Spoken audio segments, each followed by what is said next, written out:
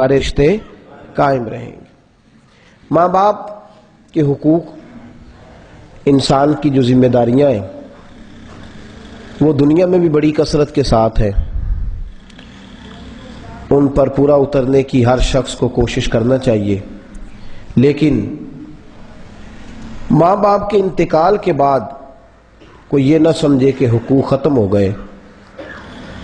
اعلیٰ حضرت امام اہل سنت مجدد میت حاضرہ مؤید ملت طاہرہ صاحب حجت القاہرہ مولانا امام شاہ احمد رضا فاضل و محدث بریلوی رحمۃ اللہ علیہ دنیا اسلام کے وہ محدث ہیں جنہوں نے دین کا کوئی پہلو چھوڑا ہی نہیں جس پر ذکر نہ فرمایا ہو، دین کی ہر بات کو کھول کر بیان فرمایا ہے میرے اعلیٰ حضرت نے۔ آپ نے درجنوں حدیثیں فتاوی رضویہ شریف میں اکٹھی فرمائی، اور ان حدیثوں کی روشنی میں پھر 12 حقوق آپ نے لکھے ہیں ماں باپ کے، جو ماں باپ کے انتقال کے بعد اولاد کی ذمہ داری ہے۔ 12 حقوق کتنے جی؟ یاد رہیں گے آپ کو انشاءاللہ تعالی۔ میں پہلے ان کو اجمالاً عرض کرتا ہوں، پھر کچھ تھوڑی سی جن چیزوں کی تفصیل ضروری ہوگی آپ کی خدمت میں عرض کروں گا۔ اللہ انشراح صدر کی توفیق عطا فرمائے، اور ہر بات رب صرف اپنی رضا کے لیے کرنے کی توفیق عطا کرے۔ پہلا حق اعلیٰ حضرت نے بیان فرمایا ہے کہ انتقال کے بعد ان کا غسل، کفن، قبر، جنازہ اولاد کی ذمہ داری ہے، کسی اور کی نہیں۔ رسم ابھی بھی چلی آ رہی ہے کہ بوڑھی اماں بھی انتقال کرے تو کفن اس کے میکے والے لا کے ڈالیں گے۔ ذمہ داری کس کی ہے؟ اولاد کی، ان کی ذمہ داری ہے۔ دوسرا حق بیان فرمایا کہ اولاد کی ذمہ داری ہے کہ ہمیشہ اپنے ماں باپ کی بخشش کی دعا کرے۔ کیا لفظ میں نے ادا کیے جی؟ کتنی دفعہ جی؟ سال میں 1 دفعہ؟ ہمیشہ اپنے ماں باپ کی بخشش کی۔ اللہ نے تو قرآن میں کہہ دیا، رکھ دی، نماز میں وہ شامل کر دی، ربنا اغفر لی والی والدیہ، دعائی ایسی جو نماز میں شامل کر دی جناب ابراہیم علیہ السلام۔ تیسرے نمبر پر فرمایا کہ صدقہ اور خیرات کر کے، قرآن مجید پڑھ کے، ذکر فکر کر کے ان کو اصحال ثواب کرے، دعا بھی کرے اور اصحال ثواب بھی۔ چوتھے نمبر پر اگر ماں باپ پر کوئی دنیاوی قرضہ ہو تو وہ ادا کرنا بھی بچوں کی ذمہ داری ہے۔ وراثت کون لیتا ہے؟ پڑوسی کے بچے۔ تو قرضہ کس نے دینا؟ انہیں جا کبرا چلی لالا بدائی تھے۔ ہاں جی میں نے سنے ہیں لفظ۔ وراثت کا ذمہ دار حقدار کون ہے؟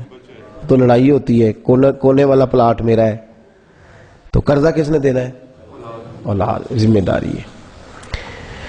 5ویں نمبر پر اگر اللہ کریم کا کوئی فرض ان کے ذمہ رہ گیا ہو، ان کی کوتاہی کی وجہ سے، سستی کی وجہ سے، بیماری کی وجہ سے، کسی بھی وجہ سے رب کا کوئی حج نہیں کر سکے، فرض تھا، اولاد کی ذمہ داری ہے ماں باپ کی طرف سے حج کرے، ان کے ذمہ ہے۔ یہ اگر سمجھتے ہیں کہ ہمیں پتہ ہے انہوں نے صحیح زکوٰۃ ادا نہیں کی، اب میرے ذمہ مال آیا ہے ان کا سارا، اگر یہ سمجھتے ہیں کسی وجہ سے انہیں سمجھ نہیں آئی یا سستی ہو گئی، یا کئی دفعہ میرے جیسے لوگوں کو پیسے سے پیار ہوتا ہے، صحیح زکوٰۃ نہیں ادا کرتے، بچوں کو پتہ ہوتا ہے کہ ابا جی غلط کر رہے ہیں، تو اب یہ نہ کہیں کہ ٹھیک ہے بوجھ انہی پہ ہے، وہ حساب لگا کے جتنی جگہ آپ سمجھتے ہیں کمی ہے وہ ساری جگہ کو پورا کرے۔ کس کی ذمہ داری ہے؟ اولاد کی ذمہ داری۔ 6 نمبر پر جو جائز شرعی وصیت ماں باپ کریں وہ وصیت پوری کرنا بھی اولاد کی۔ یہاں ایک بات کی میں وضاحت کر دوں، وصیت تیسرے حصے میں ہوتی ہے، سارے مال کی وصیت نہیں ہوتی۔ اس مسئلے کو آپ نے غور سے سننا ہے۔ اگر کوئی والد جاتی دفعہ اپنے بچوں سے کہہ جائے کہ تمہیں ایک دھیلا نہیں ملے گا، سارے پیسے مسجد کو دے دو، تو وہ دینے جائز نہیں بچوں کے لیے۔ ہاں اگر ان کے پاس ذاتی مال ہے، وہ سمجھتے ہیں ہم اپنے ابا جی کی طرف سارے دیں گے، تو وہ معاملہ الگ ہے۔ لیکن اگر وہ ایسی وصیت کر دیں جس سے میں اس پر حدیث بخاری ایک حوالہ صرف عرض کروں گا، ورنہ اس پر بڑی باتیں ہیں، لیکن اس کو آپ ذہن نشین کرنے کے لیے نبی کریم صلی اللہ تعالی علیہ وسلم حضرت سعد بن ابی وقاص کی تیمارداری کرنے گئے۔ تو حضرت سعد نے کہا یا رسول اللہ میں بڑا بیمار ہو گیا ہوں، مشکل ہے اب میں بچ سکوں تو میرا دل کرتا ہے میری ایک ہی بیٹی ہے وہ بھی بیاہ کے چلی جائے گی، تھوڑے سے پیسے اس کی شادی کے لیے میں چھوڑ جاؤں، باقی سارا مال اللہ کی راہ میں خیرات کر دوں۔ تو میری سرکار نے فرمایا کہ وہ والی وصیت جس میں بچے بھوکے مر جائیں اس کو اللہ پسند نہیں کرتا۔ یہ دین کوئی ہر معاملے میں جذباتی اور جنونی ہونے کا حکم نہیں دیتا۔ کہا یا رسول اللہ ٹھیک ہے میں سارے نہیں وصیت کرتا، آدھے کی وصیت کر جاؤں؟ حضور نے فرمایا نہیں، میں تجھے آدھے کی بھی اجازت نہیں دیتا۔ عرض کی حضور تیسرا حصہ 90 روپے میں سے 30 روپے 60 بچی کے لیے چھوڑ جاتا ہوں، 30 روپے کی وصیت کر دوں کہ میرے بعد دے دیے جائے؟ حضور نے فرمایا اگر یہ تو وصیت کرے گا تو میں تیرے لیے رحمت کی دعا کروں گا۔ انہیں ویسے اسی زیادہ ہی دینے نے، تریجا حصہ نہیں دیندے اسی اللہ دے رستے چ، اسی تے 2.5% بھی بڑے پسے ہونے آندے نے، کٹھے دینے بڑے اوکھے نے، میں سارا سال ہی دیندہ رہی نا ہم لوگ۔ لیکن صحابی نے کون سی وصیت کی؟ تیسرے حصے کی، تیسرے حصے کی وصیت کی۔ آپ اس کو کیا کہیں گے؟ 33% کہیں گے؟ یہ وصیت فرمائی 2.5% کی نہیں، 33% کی وصیت فرمائی۔ تو میرے نبی پاک نے فرمایا اگر تجھے، اب یہاں ہمارے علماء نے مسئلہ بیان فرمایا کہ اگر ماں باپ جاتی دفعہ کہہ جائیں کہ سارے پیسے مسجد دے دینا تو بچے اگر یہ وصیت نہ مانے تو ان پر گناہ نہیں، اگر وہ کہیں کہ اس میں سے تم نے 60 روپے دینے ہیں تو بچے نہ مانے تو ان پر کوئی، ہاں اگر 30% وہ تیسرے حصے کی وصیت کر دیں تو اگر بچے مانیں گے تو اللہ انہیں اجر عظیم عطا فرمائے گا۔ تو وصیت جو جائز کریں وہ بھی پوری کرنا کس کی ذمہ داری ہے؟ اولاد کی ذمہ داری۔ 7ویں نمبر پر فرمایا اگر انہوں نے کوئی قسم کھا لی ہو، جائز قسم، ایک لغو قسم بھی ہم کھاتے ہیں، قسم اللہ کی ساری زندگی بھائی سے ملنا ہی نہیں، کیوں؟ اس نے مجھے بیٹے کی منگنی پہ نہیں بلایا، تو یہ والی قسم ماننا جائز اس لیے کہ اس کا بلانا فرض ہی نہیں ہے، وہ چاہے تو بلائے چاہے تو بھائی، سگا بھائی، یہ سن لیں مسئلہ، سگا بھائی اگر اپنے بیٹے کی شادی پہ بھی نہ بلائے تو اس سے ناراضگی کرنا گناہ کبیرہ ہے، شادی پہ بھی نہ بلائے تو، اس لیے کہ شریعت اس کو فرض واجب، میں درجنوں دفعہ حدیث عرض کر چکا ہوں، حضرت عبد الرحمن ابن عوف سب سے امیر صحابی تھے، انہوں نے نبی پاک کو اپنی شادی پہ نہیں بلایا۔ صبح سرکار کو پتہ چلا، حضور تو جانتے تھے لیکن بتایا، سرکار سے عرض کی کہ حضور یہ، حضور نے فرمایا یہ کیا لگایا ہوا ہے پیلے رنگ کا سفید کپڑوں کو؟ حضور کل شادی کر لی ہے۔ تو حضور نے نہیں فرمایا تو بلائے نہیں یار، ماڑے بندے بھی نہیں تھے، صحابہ میں سب سے امیر آدمی، ہم یہاں ناراض ہوئے ہیں کس بات پر؟ انہیں مینوں منگنی تے نہیں سدیا۔ بھائی کیا کرنے والی بات کر تو وہ والی، ہاں قسم اگر بد مذہب ہو گیا، بد عقیدہ ہو گیا، غلط نظریات والا ہو گیا، یا اللہ کی اعلانیہ مخالفت کرنے لگ گیا، جی اللہ کی، جی ہوں جڑی میں گل دسنی اتنے بھی تو سب پریشان ہونا ہے، بھائی کہنے کے باوجود نماز نہ پڑھے تو اس سے قطع تعلق کرنا واجب ہے، اس سے ناراضگی کرنا، وقت ہونے کے باوجود بغیر کسی عذر کے نماز چھوڑے تو اس سے سمجھانے کے باوجود، کہنے کے باوجود نہ پڑھے تو اس سے قطع تعلق کرنا۔ کیتی جے کدی لڑائی ہے اس موضوع تے؟ میں نہیں کہتا لڑکا گھر جا کے کار نہ لیا، میرے کھاتے پا کے غصہ کوئی اور ہو اور نکال اس بات۔ میں کل ایک جگہ مدرسے کے جلسے میں بیان کر رہا تھا تو میں نے کہا کہ علامہ غلام جیلانی میرٹھی کہتے ہیں جب استاد کو غصہ چڑھا ہوا ہو تو کلاس میں نہ آئے، ایسا نہ ہو کہ غصہ کسی اور کو اور نکل طالب علموں پہ جائے، منع ہے۔ اس جن مسائل میں قطع تعلق کا حکم ہے ان میں ہم قطع تعلق کرتے نہیں، اور جہاں نہیں کرنا چاہیے وہاں بڑی جلدی ناراضگی کر لیتے۔ تو جائز قسم اگر ماں باپ جائز قسم، ایک بھائی بدکار ہو گیا، بے حیا ہو گیا، غلط ہو گیا، اس نے بری سوسائٹی اختیار کر لی تو باپ نے قسم ڈال لی کہ میں نے اس سے نہیں ملنا، تو ذمہ داری ہے اولاد کی کہ وہ بھی اس سے ملاقات نہ کرے۔ اور 8ویں نمبر پر ماں باپ کا حق ہے کہ ہر جمعے کو ان کی قبر کی زیارت کرنے جائے، اور اگر ہر جمعے نہ جا سکے تو جس دن بھی ہو سکے ہفتے میں ایک بار۔ اور یہ جو میری طرح جو کم نصیب ہیں جن کے والدین گزر گئے ہیں وہ یاد رکھیں، وہ اگر اپنے بچوں کو اپنی تابع داری کرانا چاہتے ہیں نا تو ان بچوں کو پتا ہونا چاہیے ابا جی اس وقت کدھر ہیں، وہ قبرستان گئے ہوئے ہیں، اگر اپنی قبر کوئی آباد کرنا چاہتا ہے تو وہ پہلے یہ بھی تو سوچے نا کہ وہ بھی کبھی گیا ہے کہ نہیں گیا، اس نے بھی کبھی یہ کام کیا ہے کہ نہیں کیا، ورنہ مت امید رکھے کہ بعد میں بھی کوئی.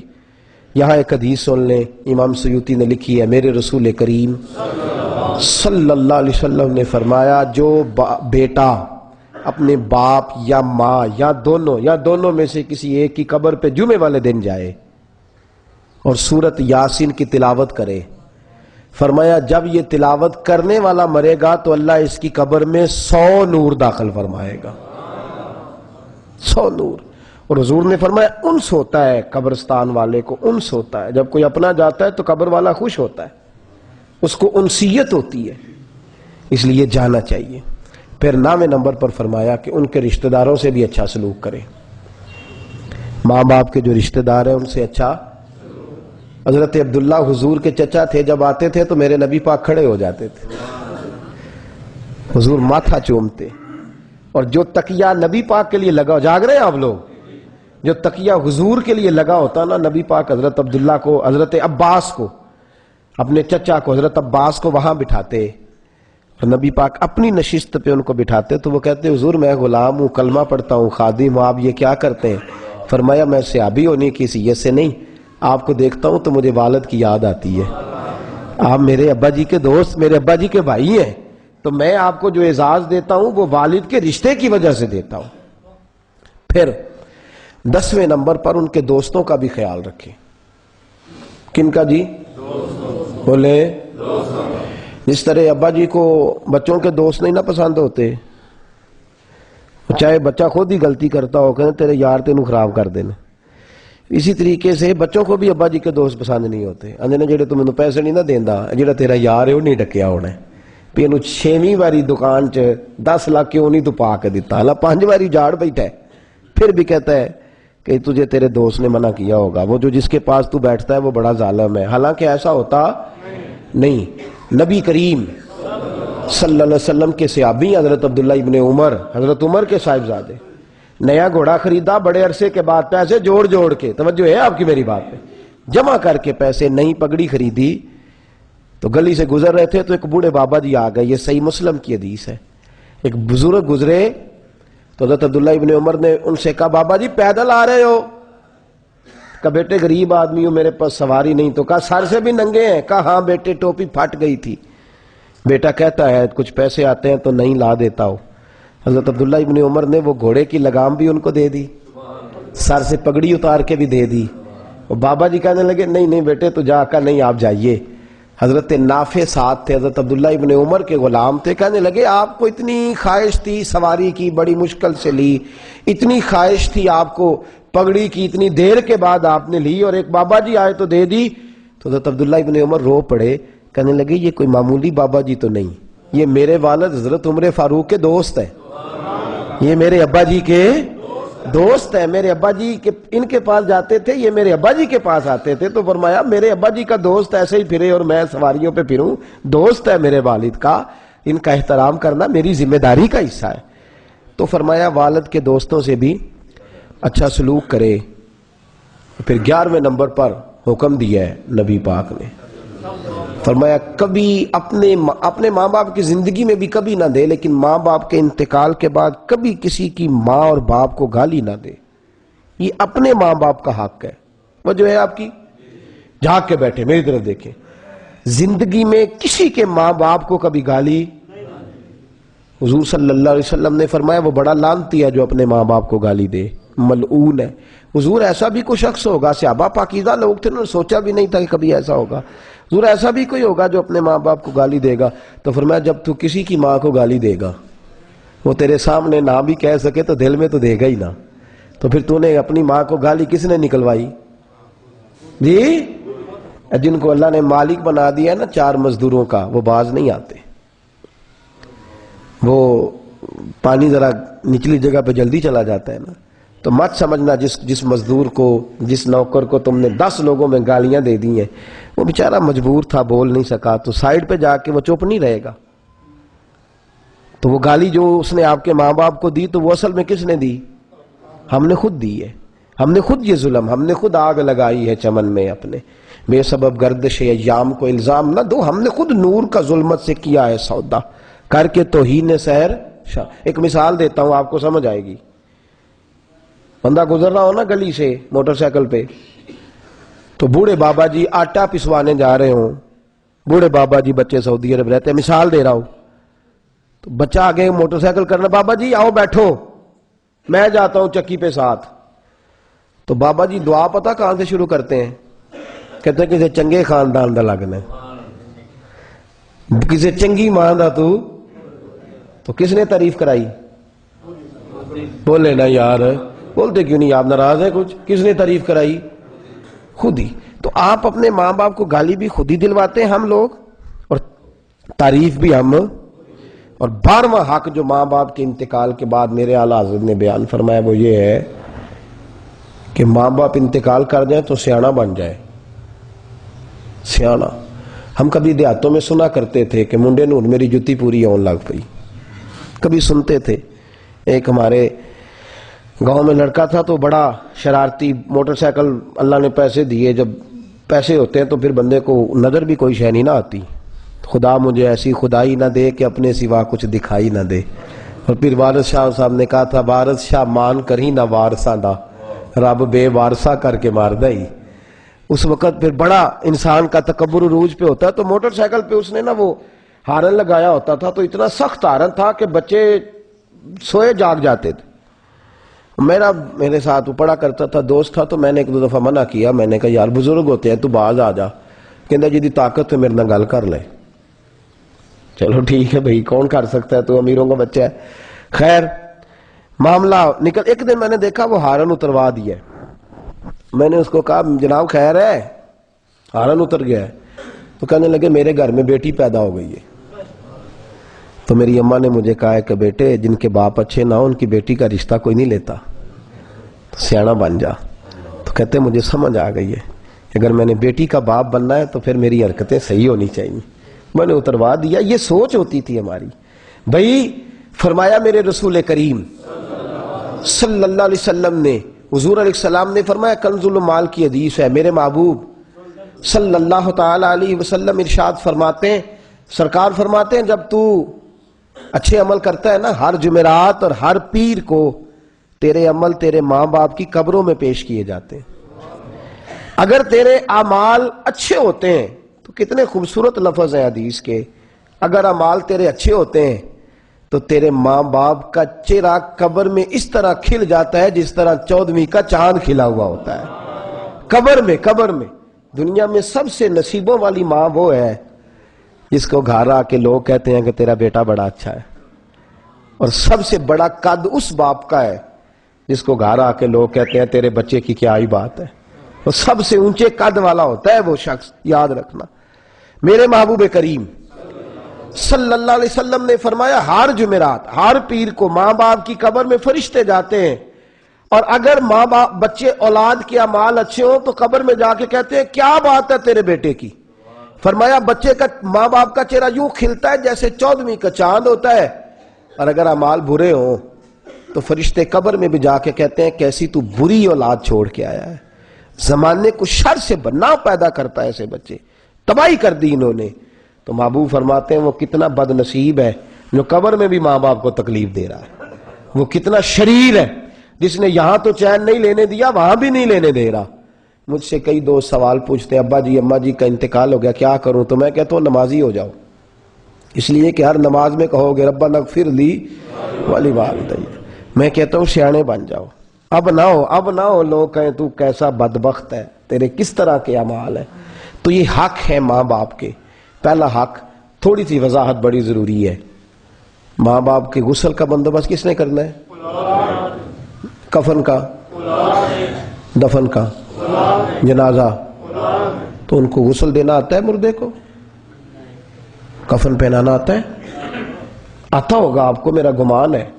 جب ذمہ داری اولاد کی ہے، بندے ڈھونڈتے پھرتے ہیں، مجھے ٹیلی فون کرتے ہیں، کہتے ہیں صاحب کو بندہ تے دیو، ابا جی فوت ہو گئے۔ او خدا سے ڈر تو، میں کوئی آپ کو ممبر میں بیٹھا ہوں نا تو بات وہ بھی نہیں کر سکتا جو تھوڑی سی کمزور ہو، میری ذاتی رائے یہ ہے کہ مجھے کوئی شخص آ کے لے کر کے جائے نا، اپنی ذاتی بات بتاتا ہوں کہ غسل دیں، تو میں نرم ہاتھ نہیں لگاؤں گا، اس لیے کہ ہو سکتا ہے میں اس بندے سے مجبور ہو کے گیا ہوں، دل ہی نہیں، میں تو یوں کر کے پھاڑ پھاڑ کے کپڑے اتاروں گا۔ ایک مثال دے رہا ہوں، کوئی ضروری تو نہیں نا کہ میرا اس وقت ہو سکتا ہے مجھے بڑی ٹینشن ہو گھر میں بڑی آزمائش کے وقت میں نکل کر کے جاؤں، بڑی احتیاط کروں گا، پرہیزگاری کروں گا، کوشش کروں گا، لیکن 100% ممکن ہے۔ لیکن جس کا باپ فوت ہو گیا ہو، جب وہ کپڑے اتارے گا تو نرم ہاتھ لگائے گا، جب وہ غسل دے گا تو نرم ہاتھ لگائے گا، اور جب وہ جنازہ پڑھائے گا نا باپ کا، لوگ پانی سے وضو کر کے جنازہ پڑھائیں گے، یہ آنسوؤں سے وضو کر کے جنازہ پڑھائے گا، رو کے کہے گا گھر تو اس کا اجڑا ہے نا، چھت تو اس کی گئی، سایہ تو اس کا گیا۔ لیکن پہلے باپ بھی تو بتائے نا کہ آکسفورڈ یونیورسٹی کا کورس پڑھا کے بیٹے کو MSc کرائی ہے، اسے نماز جنازہ بھی یاد کرائی ہے کہ نہیں؟ میں فزکس کیمسٹری بایو کے خلاف نہیں، 100% پڑھیں، مسلمانوں کو آگے نکلنا چاہیے ہر میدان میں، لیکن بچے کیمسٹری کی تلاوت کریں گے قبر پہ، بیالوجی پڑھیں گے قبر پہ بیٹھ کے، میتھمیٹک پڑھیں گے قبر پہ بیٹھ کے، یا وہ انگریزی پڑھیں گے قبر پہ بیٹھ کے؟ بچے جب قرآن پڑھیں گے قبر پہ بیٹھ کے، تو میرے رسول پاک صلی اللہ تعالی علیہ وسلم نے فرمایا جو بچہ اپنے ماں باپ کے لیے ایک قرآن پڑھے، کتنے جی؟ نہیں سارے بولے، کتنے؟ کیا پڑھنا ہے؟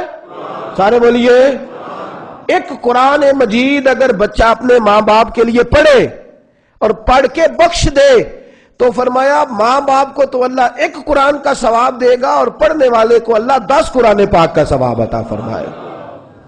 تو زیادہ فائدہ کس کا ہے؟ بولے۔ تو یہ رونا میں بڑی دفعہ روتا ہوں، پھر بات کرنی ہے، اصالہ ثواب بھی ہمارا اب پیسوں کا ہے نا جی، میرج ہال میں، اب تو میں ختموں پہ جاتا ہوں، میرج ہال پہ ختم ہوتے ہیں، برسی ہوتی ہے، سیاسی جلسہ ہوتا ہے، دعا کی کس کو ہوش ہے؟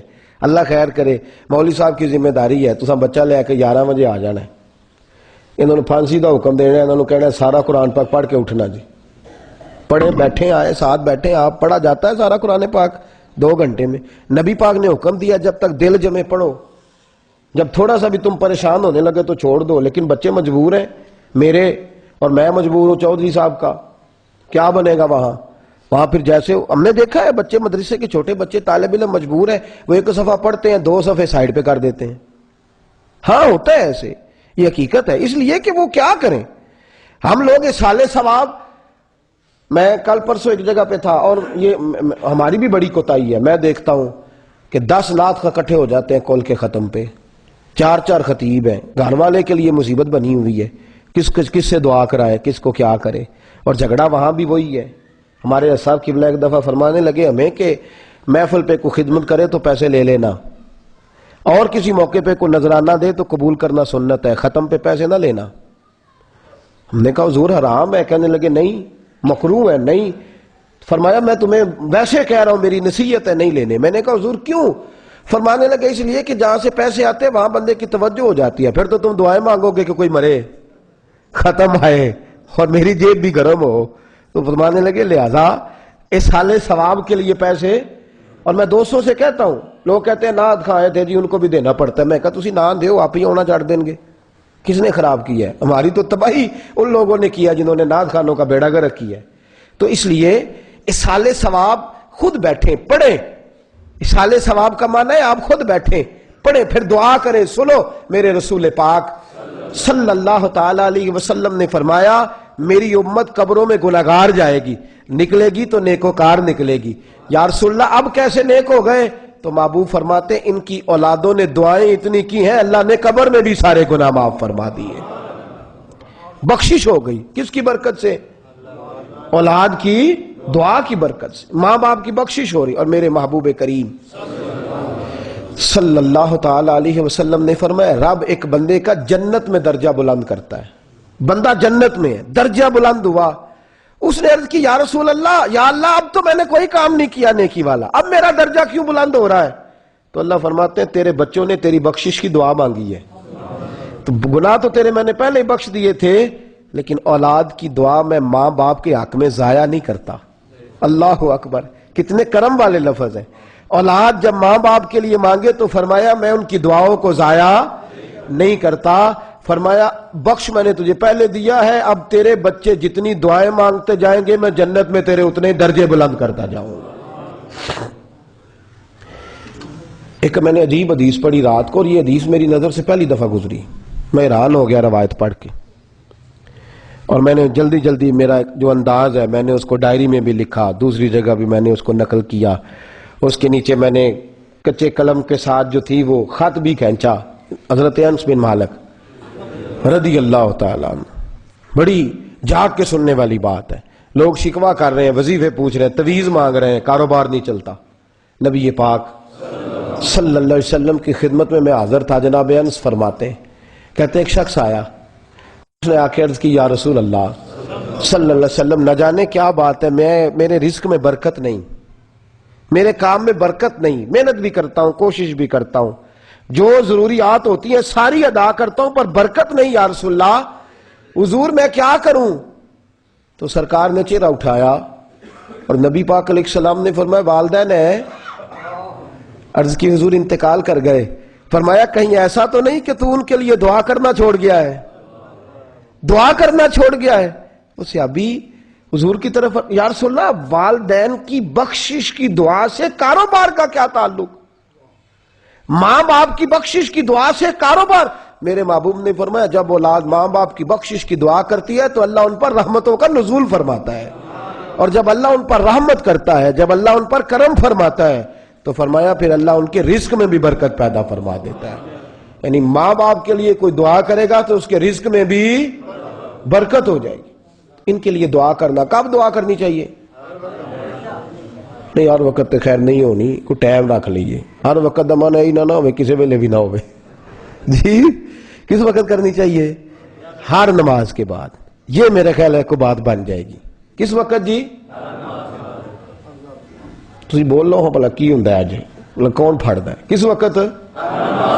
اس کا مطلب ہے پہلے نماز. جی اور نماز کا فائدہ یہ ہے کہ آپ دعا نام ہی مانگے تو خود بخود ہو جائے گی. ربنا اغفر لی ولوالدی وللمؤمنین یوم یقوم الحساب. ہر نماز کے بعد. ختم کب دلانا ہے؟ سال کے بعد. اب ختم کہتے ہی نہیں بچے، اب کہتے ہیں برسی. اللہ خیر فرمائے. برسی مجھے فون کرتے ہیں، کہتے ہیں برسی ہے ابا جی کی، کوئی ٹائم. تو میں نے کہا یارو اس پہ تو مجھے پتہ ہی نہیں کیا کرنا ہوتا ہے، تو لفظ ہی پتہ نہیں کون سا عجیب ہے. ختم شریف، اصال ثواب، اس کا تو معنی سمجھ میں آتا ہے. اور اصال ثواب بھی کریں تو ریاکاری سے بچ کے کریں. جو سپیکروں میں اعلان ہوتا ہے نا 1000 قرآن پاک پڑھا گیا، کس کو بتا رہے ہیں ہم لوگ؟ کس نے ثواب دینا ہے؟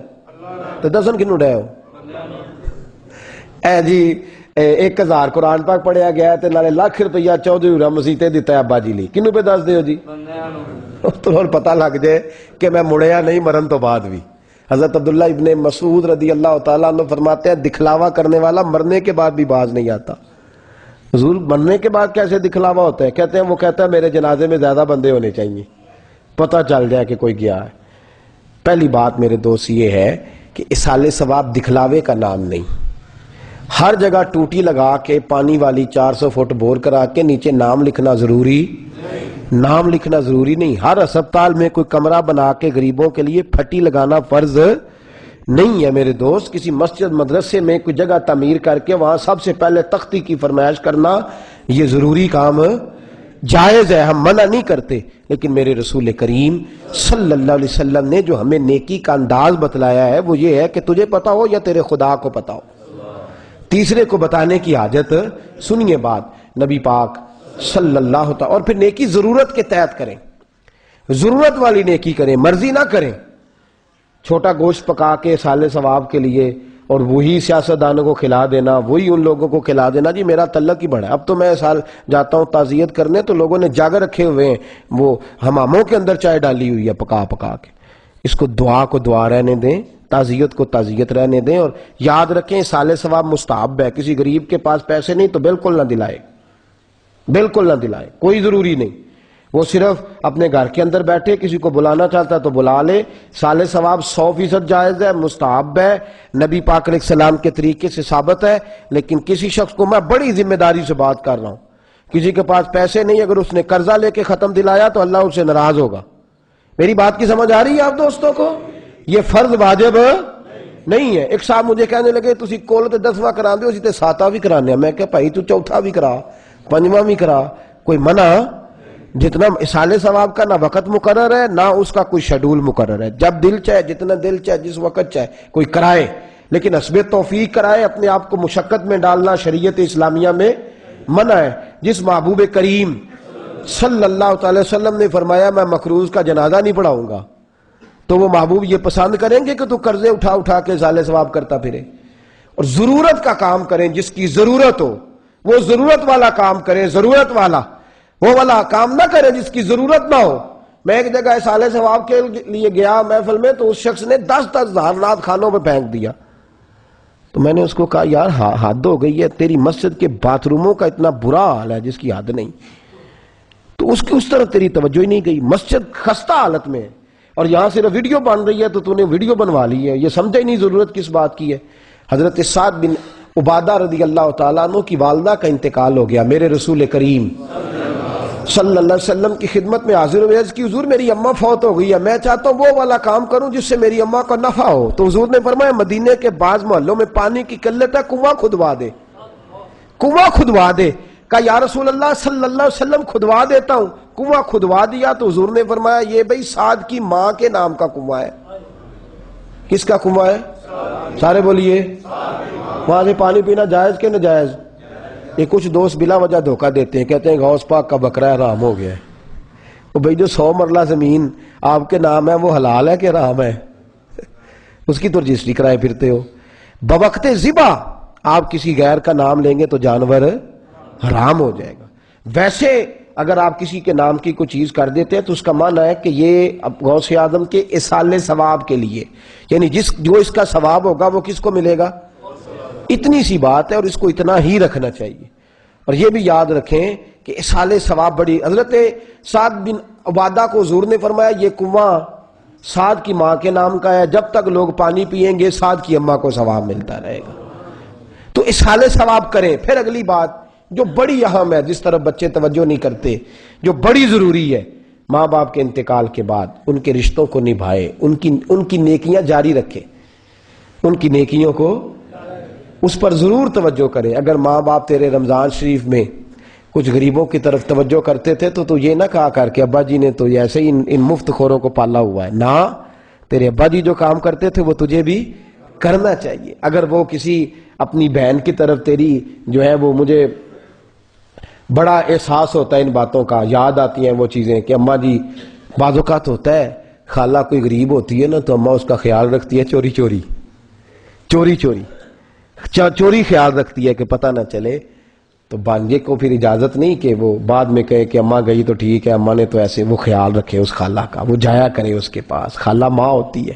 اگر ابا جی چھپا کے گھر والوں سے, میں نے دیکھا ہے کئی دفعہ کچھ لوگ اپنے گھر والوں سے, اس لیے کہ بعض اوقات عورتوں کا شعور نہیں نہ ہوتا, وہ نہیں سمجھتی, تو کسی غریب بہن کی مدد کرتے ہیں ابا جی. پتہ ہوتا ہے بچوں کو, تو ان بچوں کو چاہیے کہ ابا جی کی وہ نیکی اپنی پھپھو کے ساتھ وہ رشتہ قائم رکھیں, جاری رکھیں. اگر محلے کی کسی سہیلی کے ساتھ, اماں کی سہیلیاں ہوتی ہیں نا محلے میں, غریب عورتیں ہوتی ہیں, وہ بعض اوقات کو گھر میں کھانا پکتا ہوتا ہے تو وہ آ جاتی ہیں, اماں نے اس کے ساتھ حساب رکھا ہوتا ہے, تو وہ نیکی بھی جاری رکھیں. حدیث میں نے پہلے بھی عرض کی تھی, پھر سناتا ہوں. ایک بوڑھی اماں ایک دن حضور کے پاس آئی تھی. حضرت عائشہ فرماتی ہیں حضور نے نیند چھوڑ کے اس بی بی کو وقت عطا فرمایا, اور فرماتی ہیں بیٹھے رہے اتحیات کی حالت میں, جب تک وہ بی بی بیٹھی رہی. اور وہ گئی تو نبی پاک نے کئی جو تھی وہ بھر کے چیزیں عطا کی, اور جانے لگی تو فرمایا اماں آپ کیسے اٹھائیں گے؟ حضرت بلال سے فرمایا چھوڑ کے آؤ. جناب عائشہ کہتی ہے وہ بی بی گئی تو حضور کی آنکھوں میں آنسو آ گئے. میں نے کہا حضور یہ کون تھی؟ تو فرمایا یہ میری اماں آمنہ کی سہیلی تھی, کبھی کبھی ہمارے گھر آتی تھی, آج آئی ہے تو مجھے وہ ساری اماں کی یادیں تازہ ہو گئی. تو یہ نیکیاں ہمیں جاری رکھیں. پھر قرضے کا بڑا معاملہ خطرناک ہے. میرے نبی پاک صلی اللہ علیہ وسلم نے فرمایا کہ زمین آسمان کے درمیان نیکیاں لٹکی رہتی ہیں جب تک قرضہ ادا نہیں ہوتا. اگر قرضہ ہو نا کسی کے ذمے تو وہ کیا کرے, وہ اس قرضے کو, بولے کون ادا کرے گا؟ اولاد اس قرضے کو, اگر ہر چیز کے وارث بنتے ہیں تو قرضے کے بھی وارث بننا چاہیے. میرے رسول کریم صلی اللہ علیہ وسلم کے صحابی حضرت ابو طفیل فرماتے ہیں 400 دینار ابا جی نے چھوڑے، 300 دینار قرضہ تھا، 14-15 ہم بہن بھائی تھے۔ میں حضور کی بارگاہ میں گیا، یا رسول اللہ پہلے بہن بھائیوں کو کچھ سیٹ کر لوں یا پہلے قرضہ ادا کروں؟ قرضہ ادا کیا تو پیچھے بچے گا ہی کچھ نہیں۔ تو فرماتے ہیں محبوب نے حکم دیا کہ پہلے قرضہ ادا کر، پہلے قرضہ ادا کر، قرضہ ادا کر پہلے۔ ہم لوگ ابا جی اگر 10 کروڑ کسی کو دے کے چلے جائیں تو اس کا کوئی ذکر نہیں کرتا کہ میرا ابا بڑے پیسے دے گیا ہے، اور 2 بہنوں کی شادی کرنی پڑ جائے تو دن میں 100 دفعہ بتاتے ہیں بہنا بھی میں ہی بیائیاں نے، فلاں کام بھی میں نے ہی کیا ہے، حالانکہ وہ جو پیچھے 10 کروڑ جس کو ملا وہ نہیں ذکر کر رہا، جس کو تھوڑی سی ذمہ داری ابا کی ادا کرنی پڑ گئی ہے وہ بڑا پریشان ہے۔ میرے رسول کریم صلی اللہ علیہ وسلم کے صحابی حضرت جابر بن عبداللہ فرماتے ہیں میرے والد صاحب احد میں شہید ہو گئے تو 10 بہنیں تھی میری، کتنی؟ اللہ اکبر۔ کہتے ہیں میرے والد صاحب قرضہ بھی چھوڑ گئے،